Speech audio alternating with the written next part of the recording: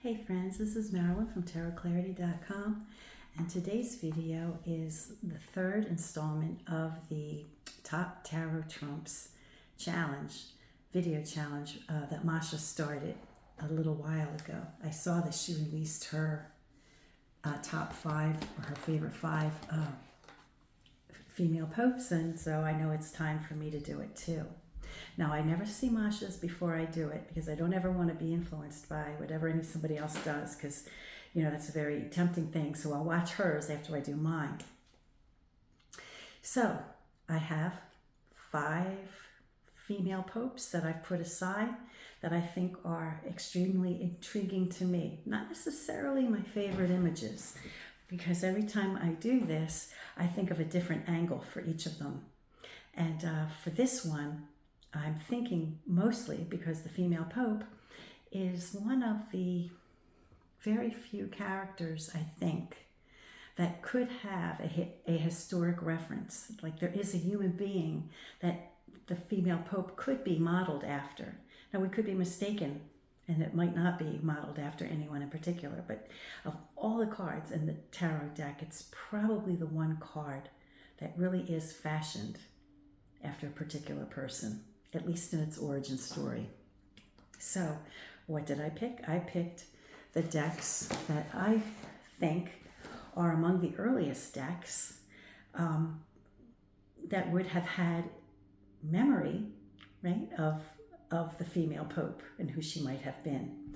Now, bear in mind, if it is either a reference, if it is a reference to Sister Manfreda or Pope Joan, either of those women lived long before the tarot deck was ever created.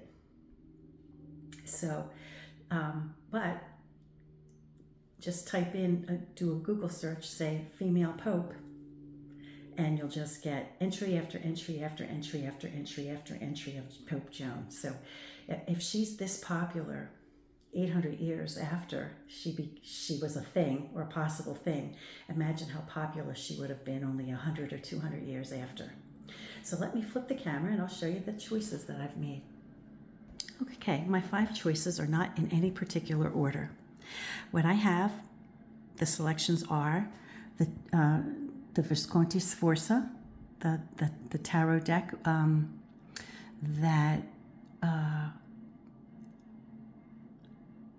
Gertrude Moakley was perusing, and using this deck, she made a connection to Sister Manfreda, who was an ancestor of I believe it was of the Visconti clan. It could have been the Sforzas, but I think it was the Viscontis. And she, like Sister Joan, had been, she had achieved the status of Pope, people knowing that she was a woman, in a heretical group. And then, of course, when I guess the Spanish Inquisition came, or the conquistadors, or whoever decided that this was not tolerated, she, of course, was killed. Now, this could have been a reference to Sister Manfreda, as Gertrude Moakley believes, or it could have been a reference to Pope Joan, who everyone at that period of time had heard of. Now, interestingly, we don't have any keys that I can see in this rendition. She's holding some type of staff. She has a book. She has a particular garb that might identify what sect she belonged to. And she has her triple tier crown. So this would have been one of the earliest creations of a female pope, you know, in one of the earliest creations of a tarot deck. Now, for the mass public, right, for the mass-produced decks, we have two decks that come to mind around the same period of time, the Rosenwald and the Budapest.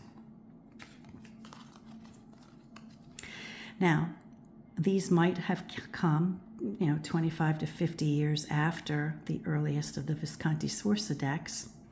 And you'll notice we have a key in each. Here we have a book like we did in the Visconti Sforza. And we again have a crown Now, they're maybe not perfectly triple tiered, but we do have a crown with multiple tiers. And I don't see a book. I don't see a book in her lap or anything like that. Now, as far as the common folk go, the common folk would have recognized the female pope as Pope Joan. I don't think the common folk would have recognized a female pope as being Sister Manfreda, because they probably would not have even known about Sister Manfreda. So whether or not the Visconti Sforzas were doing this as a nod to Manfreda is, unknown. It could have very well have been a nod to Pope Joan, just like the other ones might have been. Now, if you want to know, do a deep dive into this origin story of Pope Joan, check out my numerology playlist, the number 2, that coincides with the female pope. I spill the beans on that, every possible person she might have been. Now, for the third choice, I chose from Marco Benedetti's Charles VI tarot deck, but of course the card is not from Charles VI, because the female pope is one of the cards that's missing from Charles VI deck. This replacement card that Marco chose is from another Visconti deck that's in the Fournier Museum. So whichever one is in the Fournier Museum is the one that this Visconti card was pulled from in order to complete his Charles VI deck. Now, the key, he replaced a cross with a key, so the key is artificially included. Marco chose to replace a cross that was in her hand with a key. But she's got the book, she's got the triple tiered crown. She looks similar to this one in the sense that neither of them have a key. Originally, she did not have a key, right? So, but she's got the same kind of outfit on, the same kind of hair pieces, right? She looks like a legit nun. Same posture. And my fifth choice for, and let me give credit to each one of these decks. This one is by Il Meneghello, this Visconti Sforza. This one, the Tarocchi Rosenwald, is by Marco Benedetti. The Budapest is by Sullivan Hismans at Tarot Sheet Revival. Charles VI Tarot, but the Visconti card that he used as a replacement, by Marco Benedetti. And then the final deck that I'm choosing is a French deck. It's an early French deck. It's not as early as these. These are all 1400s, 1500s, right? This one's probably in the early 1600s. But it's one of the earliest French, and so that's why I'm choosing it.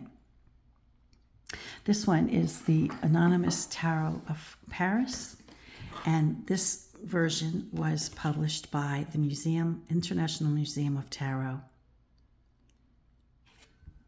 in Italy. And here we have an enormous key.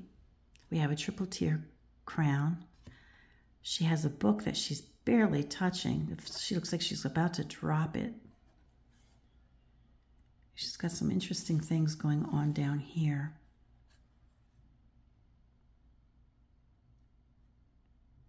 So, by 200 years after these, right, and 150 maybe after these two, the French still had enough information about the triple tier crown, the key, a book. So there still seems to be enough key ingredients that connect her with these very early tarot decks.